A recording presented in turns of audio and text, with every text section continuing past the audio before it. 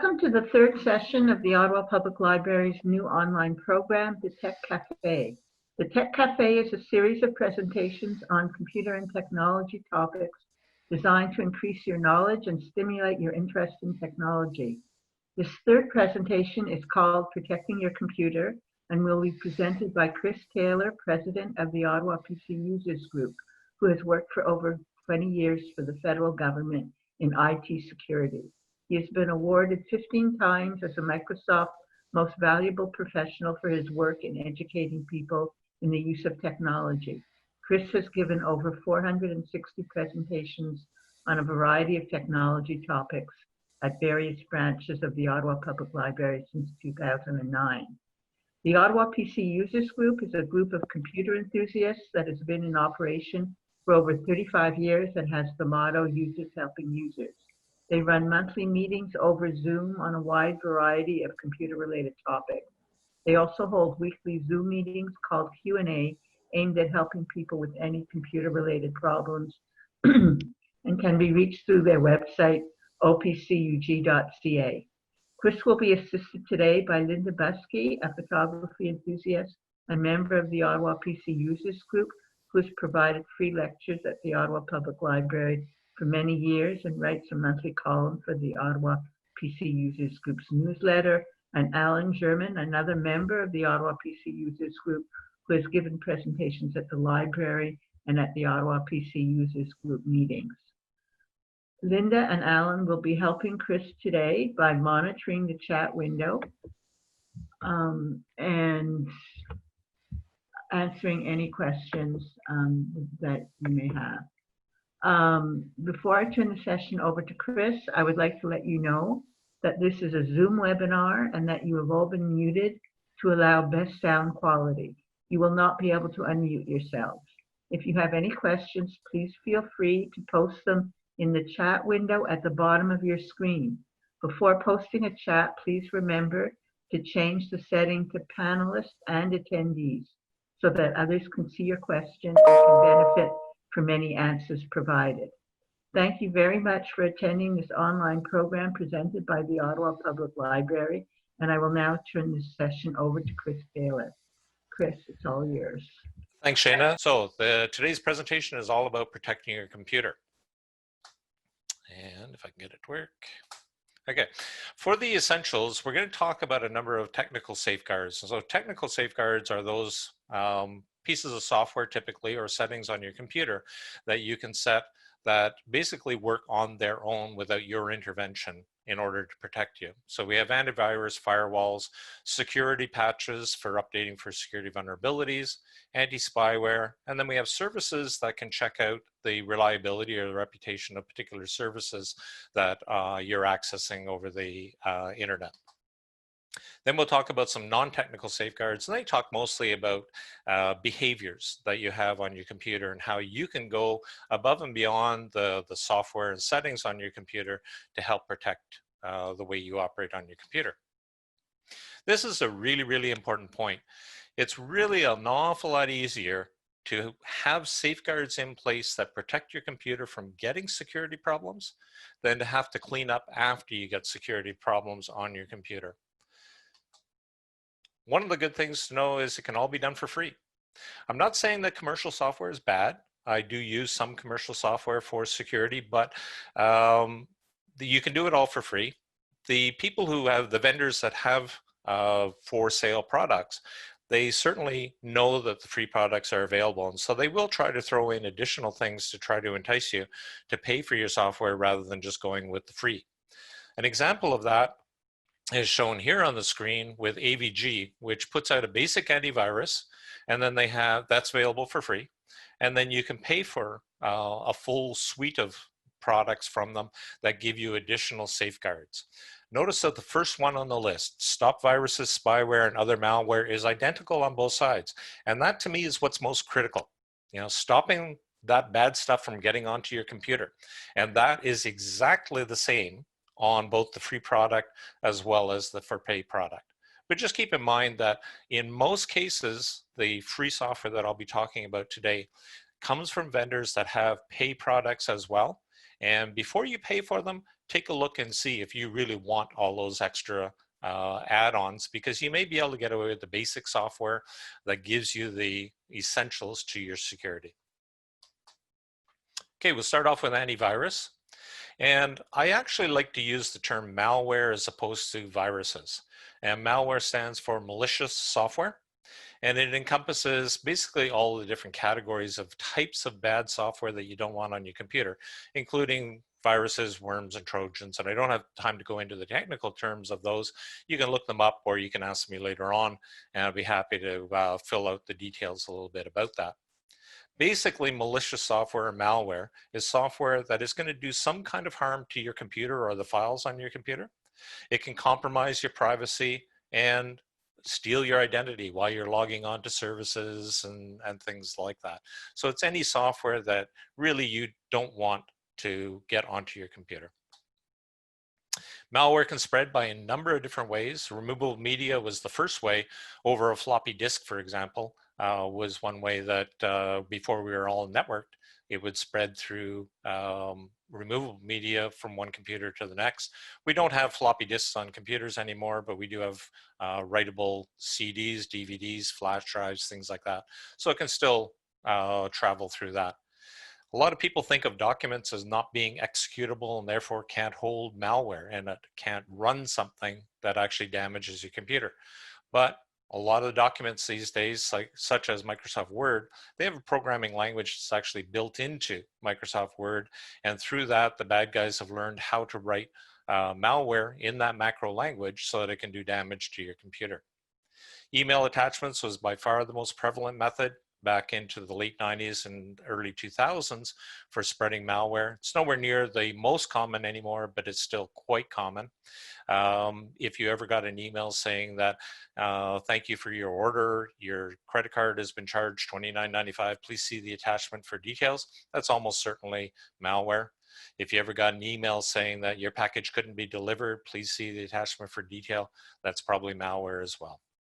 Straight across the network with no intervention on your part is another way.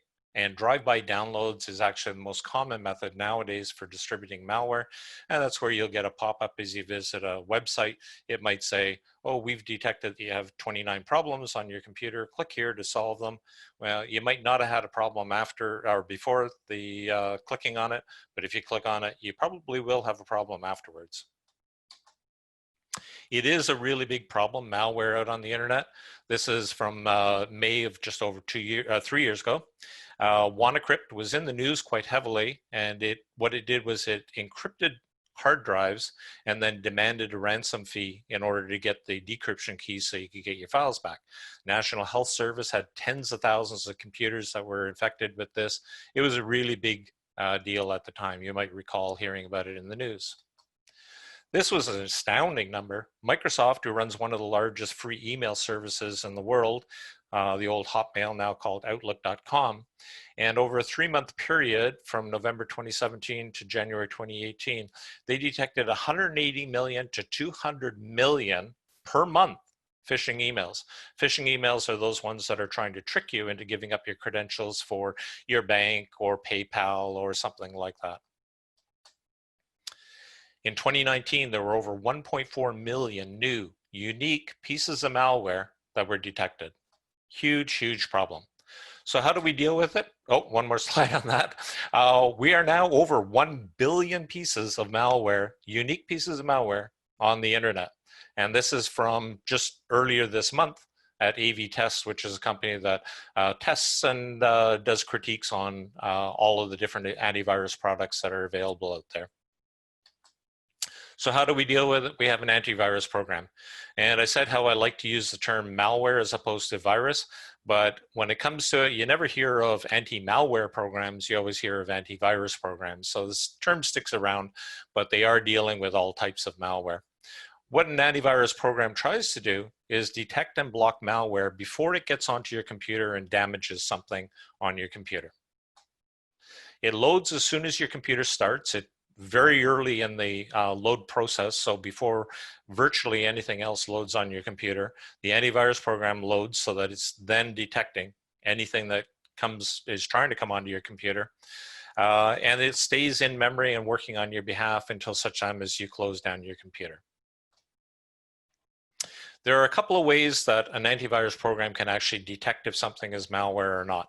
The most important is real-time scanning, and the real-time means that as you are using your computer, it is actually scanning. So it watches as files are either read from disk or written to disk, and it inserts itself into that process and tries to determine if it's malware or not. If it's not malware, it'll let the operation that was happening carry on. If it thinks it's malware, it'll block that operation before bad things can happen. You can have on-demand scanning, and on-demand scanning basically does the same thing as real-time scanning, only it actively goes and opens up files. And you can have it scan a file, a folder, or your entire computer. And so it's checking for files that are already on your disk on your computer to see if there's malware that has somehow gotten onto your computer. A lot of the antivirus programs that are out there nowadays, in fact, most of them, will actually set up a scheduled task where it might do an on-demand scan of your entire computer, maybe once a week, just to see if something has somehow gotten onto your computer since the last time a full scan was done. And the last one is in-memory scanning. Turned out in 2003, one of the fastest spreading pieces of malware in the world came out, and it actually never wrote to disk. It only existed in memory. And the first two, you see, they deal with files that are either being read from disk or written to disk or already exist on disk. If you have malware that doesn't exist on disk ever, it was being missed. And so the antivirus programs came up with this new process where they are doing scanning of just the memory on your computer, and it's catching that new type of malware that came out at that point in time. Fortunately, all antivirus programs have all three of these scanning techniques built into them working on your behalf. So here's some free on-access antivirus programs. The first one, Windows Defender, it's built into Windows 8 and Windows 10. If you have no other antivirus program on your computer, it will automatically be activated. Then there's a bunch of other ones, and all of the other ones on this list, they have free versions and they have paid versions. And once again, the paid version, they'll tend to give you some extra capability, perhaps anti-spam software or things like that, and to try to entice you to spend some money with them. But all of them will do the basic antivirus capabilities or the anti-malware capabilities at no charge. One of the questions you have to ask is your antivirus working? And typically you will only have one antivirus program, and typically it's quite quiet because even though there's a lot of malware out there, you may not be encountering that malware. So you have to ask yourself, is it really working? And fortunately, there are some free on-demand scanners that are available on the internet. So this first list requires a connection to the internet, and so you go to that particular site, you run that, you go to the link, it'll download a component onto your computer, and it'll scan your computer with the up-to-date antivirus from that particular company. The nice thing about this is that it can be run in addition to your antivirus that you have running on your computer all the time. It's only an on-demand scan, so it's a point-in-time check, but it's a really good way that you can actually go and check to see if your antivirus program that you have installed is missing something. But what if malware prevents your access to a security site? So all of the ones on the previous slide, you had to actually browse to that particular website to actually run the scan. Well, a lot of malware authors know that you may be trying to prevent problems or fix up problems, and you may want to try to get to some of these antivirus companies' websites in order to fix up a problem. So they will actually actively prevent you from getting to the security site. So if that happens, well, here's some free on-demand scanners that don't require a connection to the internet.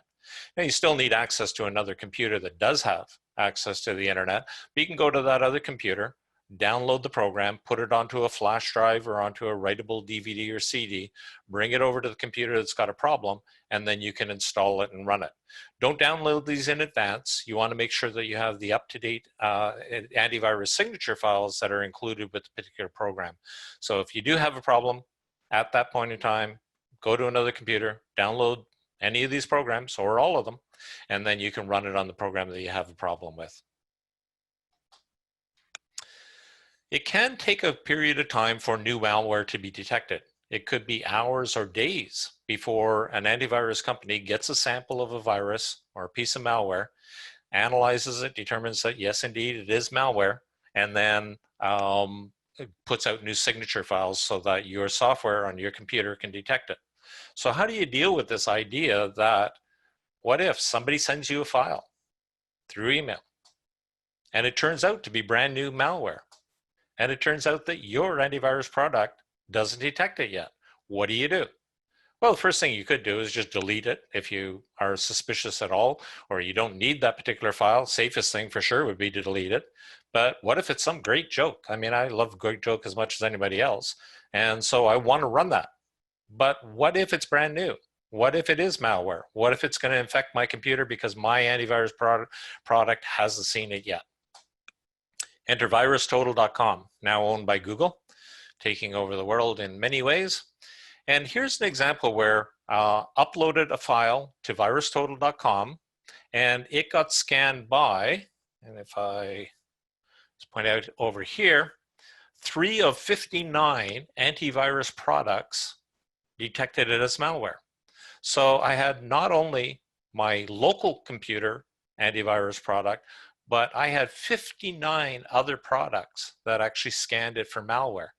3 of them detected it as malware. Now, does that mean that it is malware? Well, 3 of them probably is malware.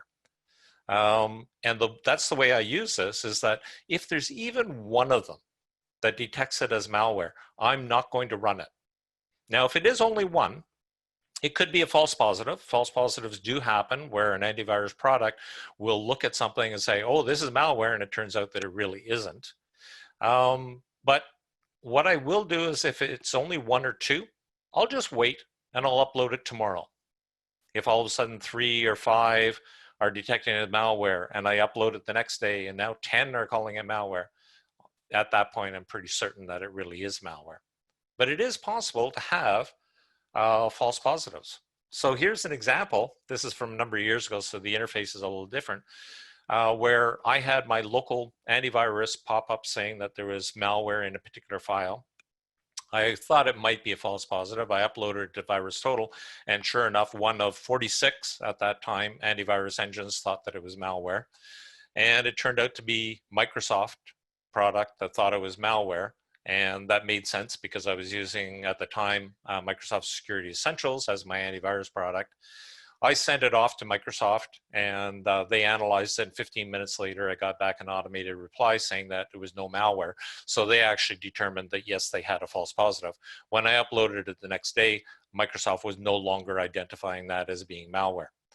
So it is possible to have false positives, but it's a great service where you can see if a number of them think that it's malware, it certainly is, and you can avoid running that particular program. Okay, Alan, do we have anything that is urgent in the queue right now? No, there's nothing right now, Chris. Okay, that's great. Thanks, Alan. Okay, the next protection that we're going to talk about is firewalls. What a firewall does is it sits between your computer and the network, and it mediates the traffic that is going between those two areas. And it decides what traffic is allowed to go through and what traffic isn't allowed to go through in the attempt to make sure that malicious traffic is blocked. So we'll start off with a standard firewall, often known as a one-way firewall. And the way that this works is it allows connections to go from your computer to the internet. Okay? And it basically won't even look at the traffic. It just lets anything go through. And because you initiated the connection to that remote service, data can flow back. So that means when you go to Facebook and you go to your homepage, you get the data from the homepage or your feed is coming back to you. And the only reason that data can flow back is because you initiated the connection to Facebook in the first place. On the other hand, if you didn't initiate the connection, so some computer out there on the internet is trying to connect to your computer, it will be blocked by the firewall. 100% of the time, it'll be blocked. And that is almost the definition of an attack, is if somebody out there is trying to connect to your computer that you didn't initiate a connection to them first, that is pretty much guaranteed to be an attack. There's also the idea of a two-way firewall. So two-way firewall, just like the standard or one-way firewall, it will block any connection to your computer that you didn't initiate. But in addition to that, it can actually block connections that go from your computer to the internet. Well, how do you use your computer if it's blocking all of the traffic in both directions? Enter learning mode. With learning mode, the first time a program on your computer tries to connect to the internet, it gets blocked. And you'll get a pop-up like this one from Zone Alarm that says such and such program is trying to access the internet and allowing you to choose what to do. If you click on deny, the Zone Alarm firewall, in this case, the two-way firewall, will create a rule in the firewall blocking that traffic in the future. And so that program will never be allowed to communicate with the internet. On the other hand, if you recognize that as being a non-malicious program that you installed on your computer and you want to allow it to connect to the internet, you can actually click on allow. It will allow that traffic to go through, and it'll build a firewall rule so that in the future, that program is allowed to connect on the internet. There is a more sophisticated approach, and this is a program that I really like called Glasswire that takes things a little bit further, and I've never seen any other program that actually does this. This is the free version of Glasswire, how it operates. So sort of like the two-way firewall, one-way firewall, when a program tries to access the internet for the first time, the traffic will go through. But at the same time, Glasswire is checking the program at VirusTotal. Remember that slide, couple slides back, where I talked about VirusTotal, where it will check any program against dozens of antivirus products. So Glasswire will check that program in real time at virustotal.com. Usually within a few seconds or maybe half a minute, you will get a report back from VirusTotal saying if it was good or bad. And we could see in this case here, I had the Opera internet browser that accessed the internet, got checked at virustotal.com, and the report came back and it said 0 of 73 antivirus engines on virustotal.com thought that it was fine. In that case, it was okay. So I'm happy with the fact that that traffic was allowed through. If this came back and it said that a number of them found that it was malware, then I could take steps to correct it. But recognize that this first arrow, the traffic has gone through. Okay, and that's an important distinction, because if something bad was going to happen on your computer, it may have already happened. But you should know in less than a minute that something bad has happened and you can react to it, rather than having that running on your computer for days or weeks before you discover that you actually have a problem. Now in the paid version, they step it up a little bit, and this is kind of neat. What it does is, like before, when the program tries to access the network for the first time, it actually gets blocked by Glasswire. And you'll get this pop-up over here saying that it's a first network access for this particular program. And you have the allow and deny. You don't press either of those. You just wait for just a little bit, because at the same time, Glasswire is checking the program at virustotal.com, and within a few seconds to half a minute, you will get a pop-up that says the report coming back from virustotal.com, good or bad. At that point, you can then go and click on either allow, in a case like this, where 073 found it to be malicious, in which case, if you click on allow, Glasswire will let that traffic go through and build a firewall rule so that in the future, that program is just allowed to access the internet. Or you can click on deny. If this came up saying 5 of 73 thought it was malicious, you can click on deny. That traffic will never get through there, and they will build a firewall rule so that in the future, that program is automatically blocked. Really nifty program that can enhance your security to a great degree. So for free firewalls, you have inbound only protection.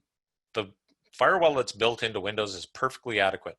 If you want inbound only protection, that one-way standard firewall, you get no benefit by going to any other product that's out there.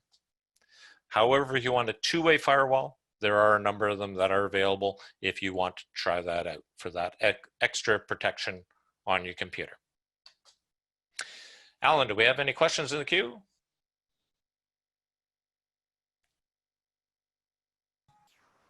Actually, one question came in just as you asked that previously.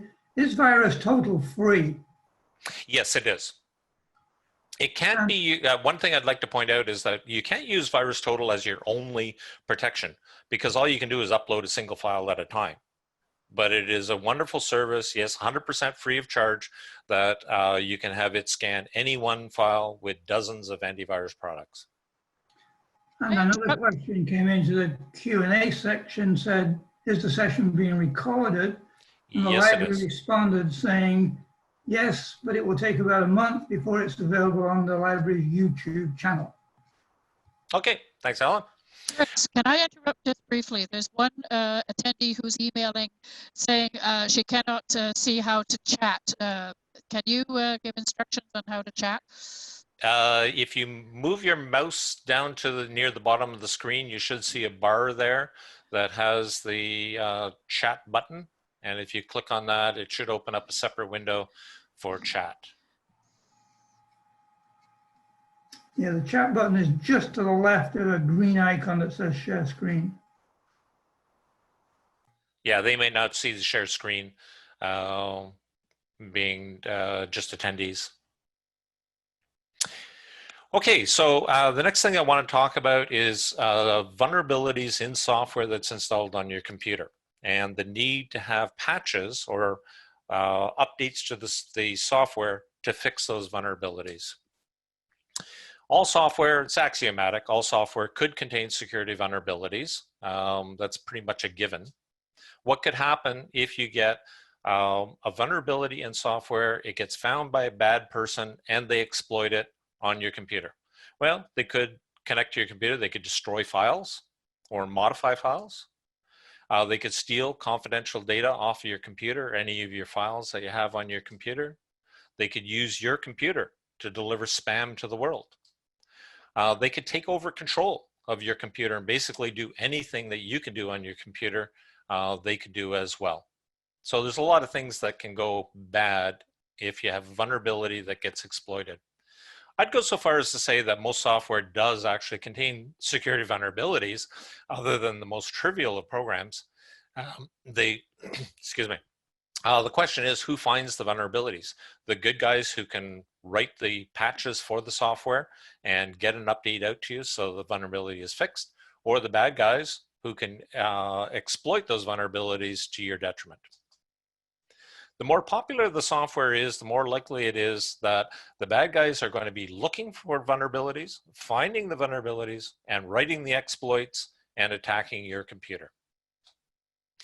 This is a report from SourceFire, a security company, and this is from 1999 through 2018. Number of security vulnerabilities that were found in software on computers, and you can see the general trend is up.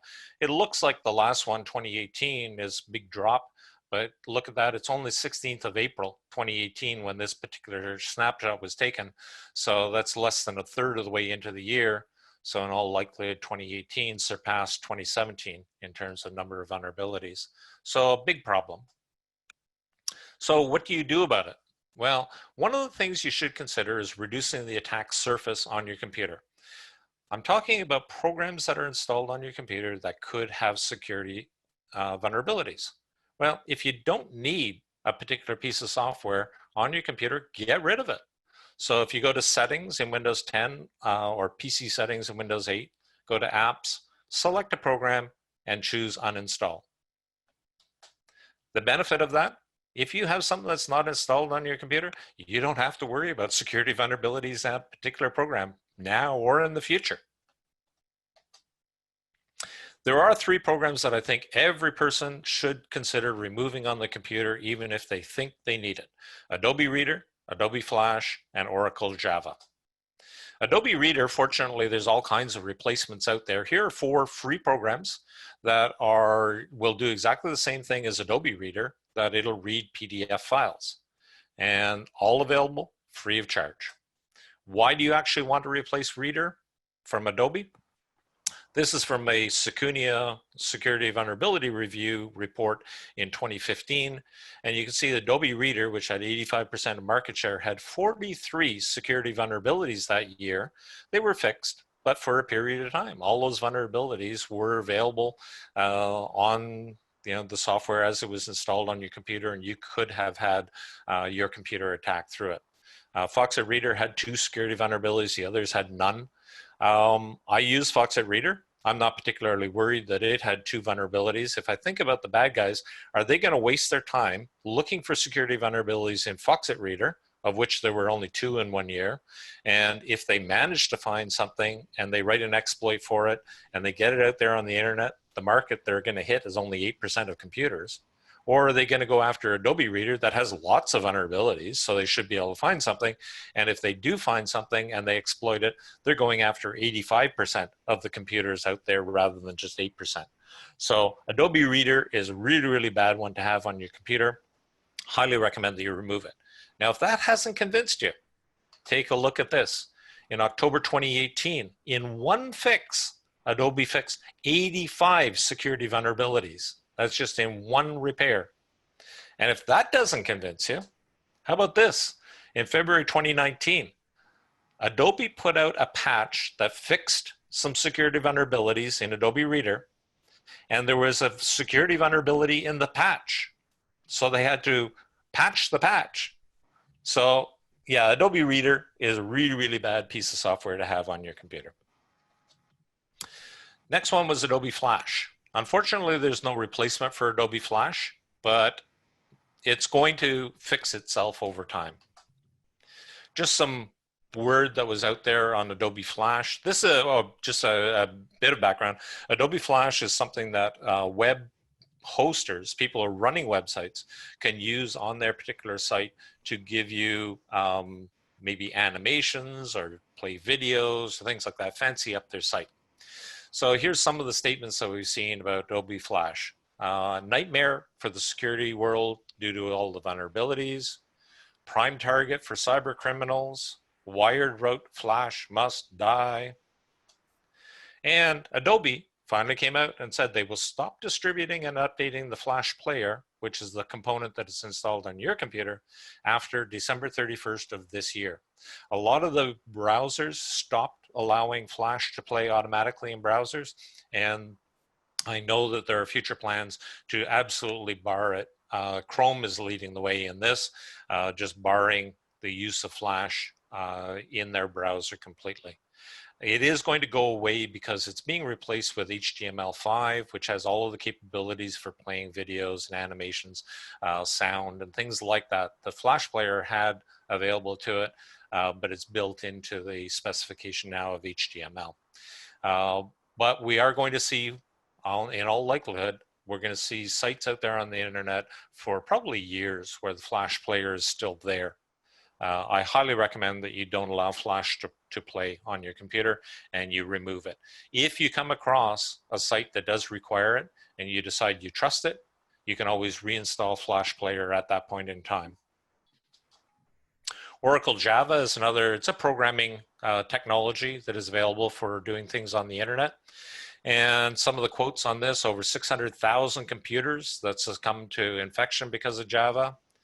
Oracle released a patch for a serious Java security flaw that had been reported 4 months earlier. So for 4 months, something that was known to be a vulnerability was in existence and unfixed. Constant series of vulnerabilities.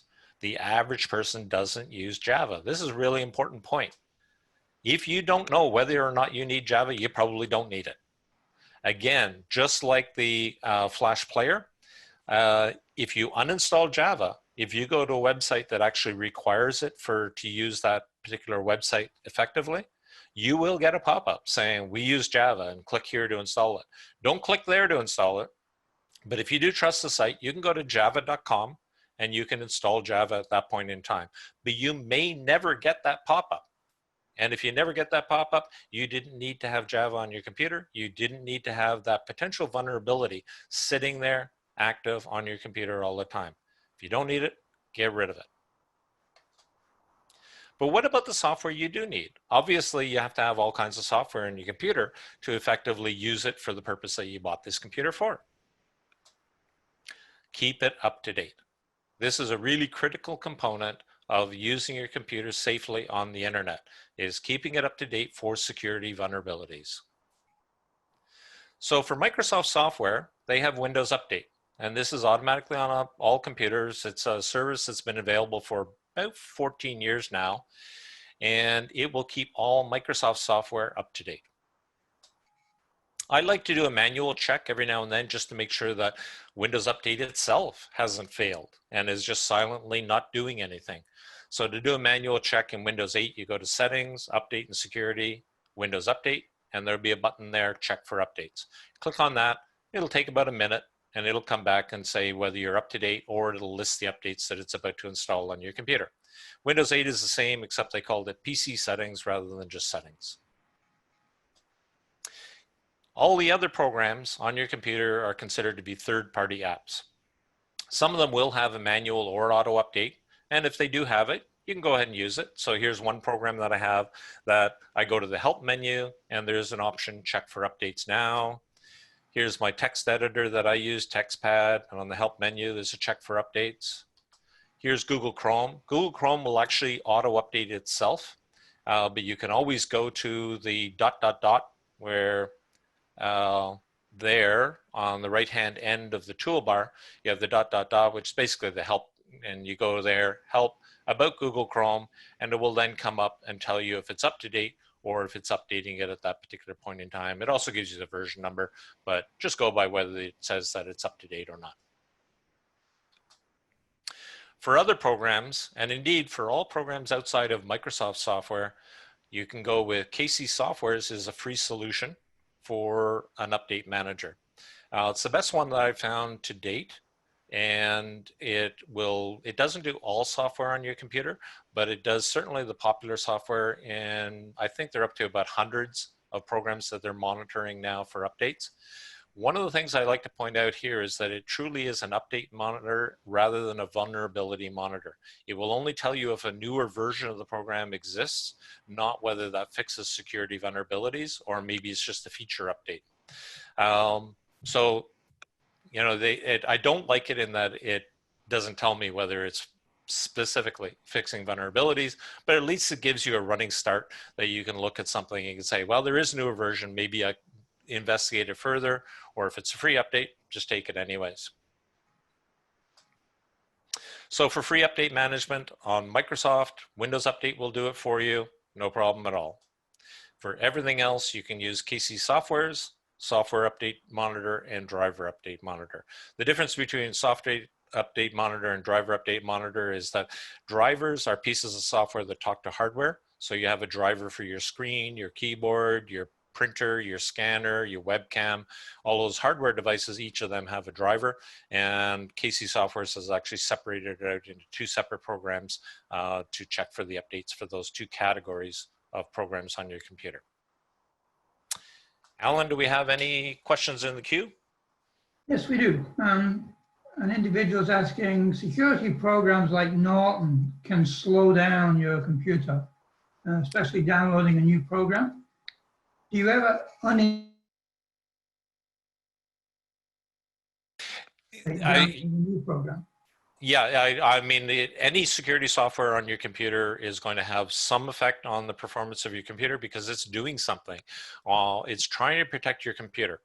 Certainly, a lot of the anti-malware programs that they've had a reputation in the past of affecting the performance. I can't really say that, you know, this is something that you can avoid. You have to decide if it seems to be too heavy an impact, you might want to try another product. However, these products do get updated from time to time, so it might shift. Just be aware of the fact that, yes, indeed, there can be performance impact. Try another alternative product. If it bothers you too much, you might get better mileage out of something else. Yeah, the question was about disabling the AV just to download something else. Personally, I wouldn't download it. I wouldn't disable the AV. It's there. You put it there in order to protect your computer. So I would just put up with the performance hit that you're taking. Or if you actually want to install something else, yeah, download the other program and then install it, it will uninstall the other program that you have installed on your computer, or tell you that you have to do a manual uninstall at that point in time. So let's move on to anti-spyware. So spyware can see anything that exists on your computer. So it can see your documents. It could see you as you log on to your bank site and get your banking credentials. It could see your credit card as you buy things on the internet. It could see your username and password as you log in at Facebook or Twitter or whatever. In essence, it could see every keystroke that you type on your keyboard and transmit all of that information to the attacker. Now, would you agree to allow somebody to install anything they want on your computer, or uninstall things from your computer, or redirect where you browse to on the internet to some unknown site? I think we'd all say we wouldn't. But look at this. This is an end user license agreement for FlashTalk PC, which is one of these drive-by software installations where you get a pop-up saying, click here to install the following. It's going to do wonderful things. If you actually looked at the end user license agreement, it will display advertisements. So it's going to be adware. Store non-personally identifiable statistics of the websites you've visited. So it's going to track where you go on the internet. Redirect certain URLs. What URL? My bank? Install added features or functionality or additional software. So they're going to, freely add new programs onto your computer conveniently without your input. So they're never going to ask you again. Install software from better internet affiliates. So not only them, but their friends. And if that's not enough, install third-party software. If you installed this FlashTalk PC, you basically handed your computer over to the attackers. Now, I'm being slightly facetious because the bad guys, the truly bad guys, are not going to ask your permission. They're just going to do it. But it's interesting that by clicking on OK on this or install, you actually agreed to hand over your computer to this particular person. Talk about a few programs you can use. Unchecky is a really neat one. Did you ever get when you're installing a program and you click next, next, next, next, next, and it's installed, and then all of a sudden you find your default browser's changed, or your home page on your browser's changed, or your search engine has changed? Somewhere in the installation process of that, one of those screens had, yes, I would like my browser to be changed to such and such, and they conveniently check the box for you saying that, yes, you want that. Well, Unchecky will remove those check marks from those installation routines. So here's an example of an installation without Unchecky, and you can see that one of the steps in this installation, it said, yes, I want my default homepage to be something else and my default search engine to be something else, and they were pre-checked for you. If you had Unchecky, the screen would have looked like this instead. Unchecky automatically unchecks those boxes for you through the installation routine. You could still go and check them if you decided that you actually wanted them, but they are unchecked by default rather than checked by default. Free program, absolutely no charge for it. Wonderful little program. So some free anti-spyware software. Windows Defender is built into Windows 8 and Windows 10. It includes an anti-spyware component and is available free of charge. You cannot pay for Windows Defender. Unchecky is 100% free. And then there's some other on-demand protection. Malwarebytes, ADW Cleaner, Spybot Search and Destroy, and Adware are 4 programs that are available in free programs that are point-in-time checks. So they're not running on your computer all the time, watching for bad things coming onto your computer and preventing them, but at least you can detect after the fact if they got onto your computer when you run this particular program. I usually recommend if you're running those in the on-demand mode, run them maybe every week or two. Just clean up any problems that might have occurred on your computer. All 4 of those have paid programs that will help to actually prevent the stuff from getting onto your computer in the first place. Okay, reputation services. So this is trying to determine whether something is good or bad before it gets onto your computer at all. So we have web browsers, extensions, and replacement DNS. So web browser extensions add capabilities to the browser, and there's tons of them. There are ad blockers and things like that.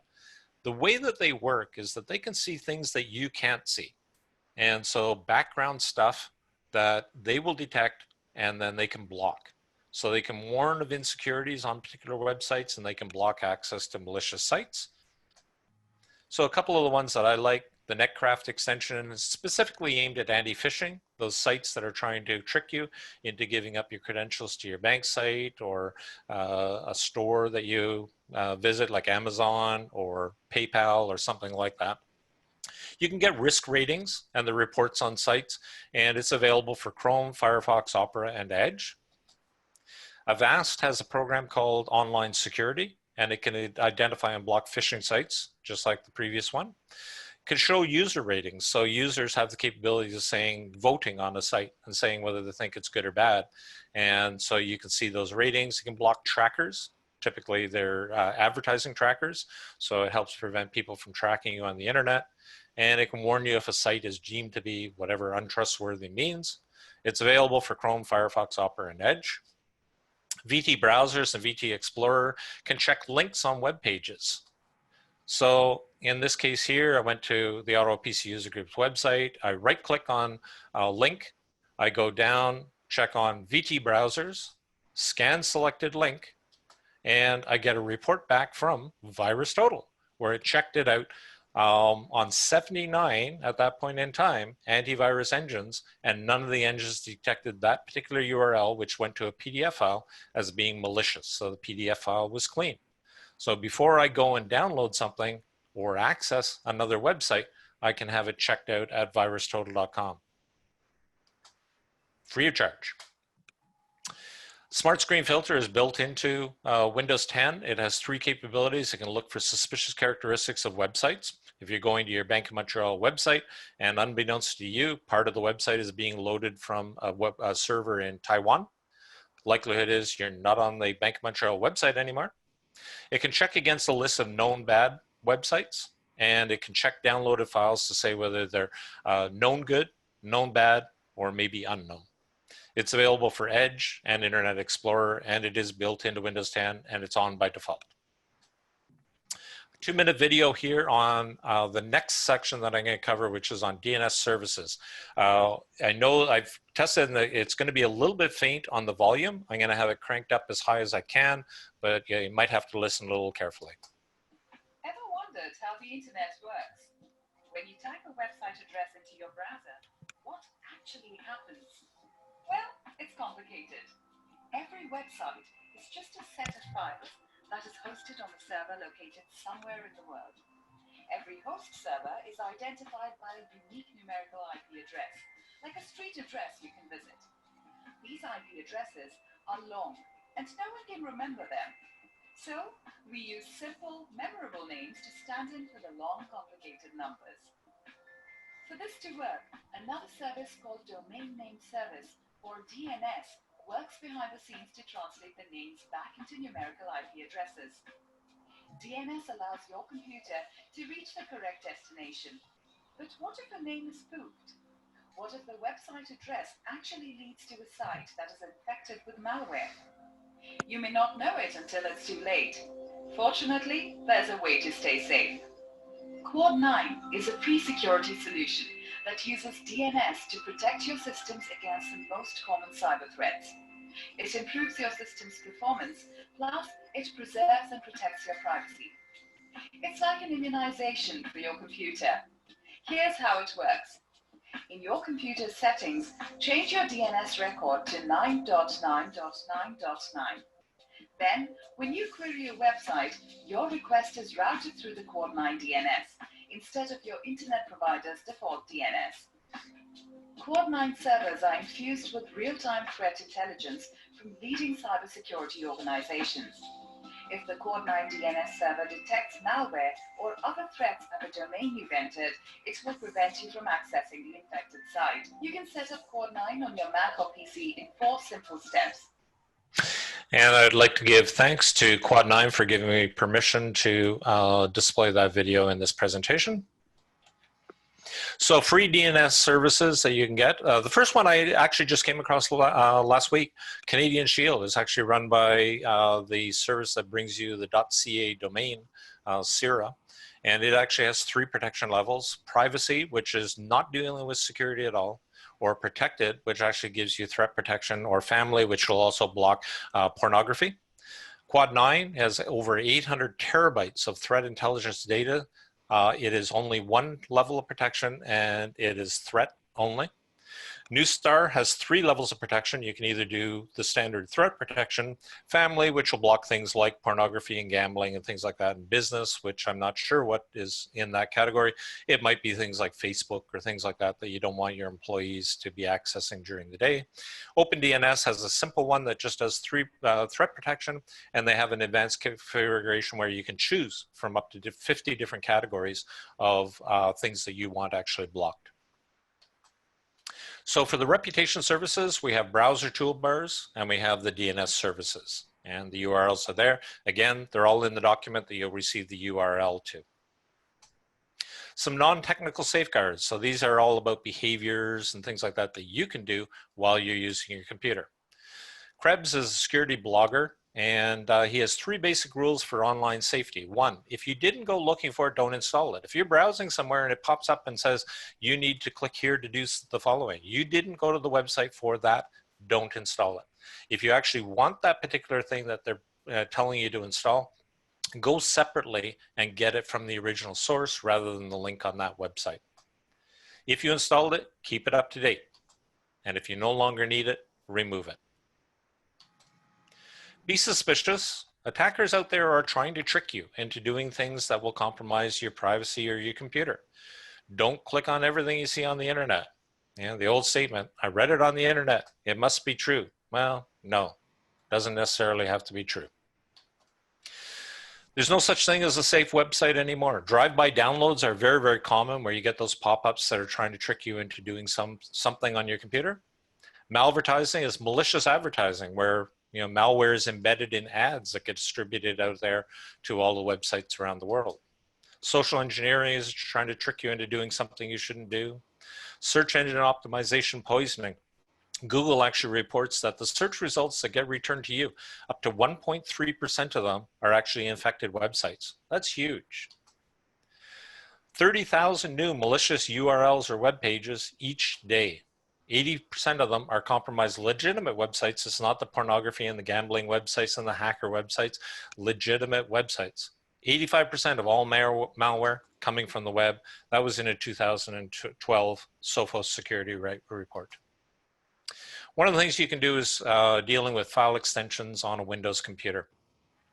The way that Windows works is that known file extensions are hidden by default. So if you have a file that is securityalert.pdf, it will actually display as just security alert, and it'll give you the icon for Adobe Reader or whatever your PDF reader is that you have installed on your computer.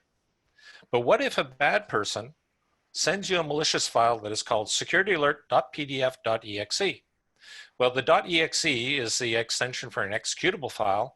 It's a registered file, and it will be hidden by default. And what you'll see is securityalert.pdf. You might not think about, well, why am I seeing .pdf? You might think that it's a PDF file. You double click it. It's actually a program that's going to run on your computer. Here's how it looks in the file manager in Windows 10. And you can see that I've highlighted the file securityalert.pdf. And one of the important things to see is that this is the default setting. File name extensions on the View tab is not selected. So there is another file extension on here that we're not seeing. If we turn on that, so we go to the View tab, file name extensions, and turn that on, then we see the true name of the file, securityalert.pdf.exe. That tells you 2 things immediately. You know it's a .exe, it's a program. It's not a PDF file that's just going to open up in your PDF reader. You also know that somebody's trying to trick you, because there's no good reason for double file extensions like that. So somebody is trying to trick you into believing that their program is actually just a harmless PDF file. In any version of Windows, what I showed you there was in Windows 10, but if you have previous version of Windows, you can do this in Windows 10 as well. You can go to Control Panel to actually make the change as well. You go to File Explorer options in Windows 10 or folder options in older versions of Windows, go to the View tab, and what you have to do is clear the checkbox that says Hide File Extension for known file types. So that'll work in any version of Windows. Very important change to make on your computer. Phishing, definition from Merriam-Webster, scam by which an internet user is duped into revealing personal or confidential information, which the scammer can use illicitly. So some of the things you can do to guard yourself against phishing and fraud: don't click on links in email. If you see a link in an email and you actually want to go to that, just go to the known good URL that you can find any other way. If it's somebody who's trying to phish you and defraud you, it may actually be taking you to a lookalike site and try to get you to log in there or give up your credit card or something like that. So just manually go with your browser to the site you want to go to.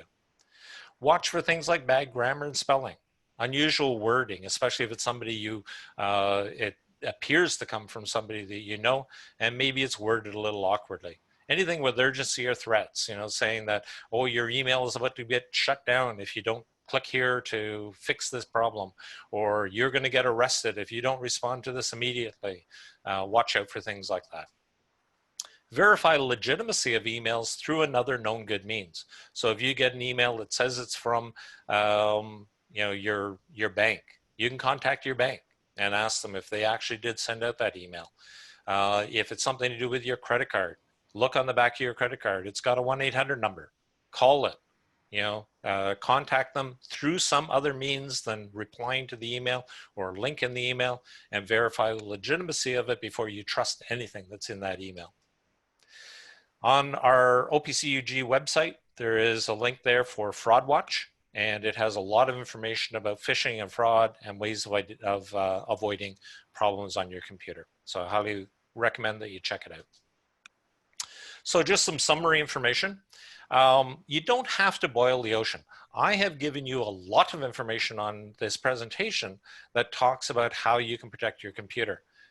There's a lot of things to do, but it isn't all that hard, but I know it can come across as confusing or overwhelming.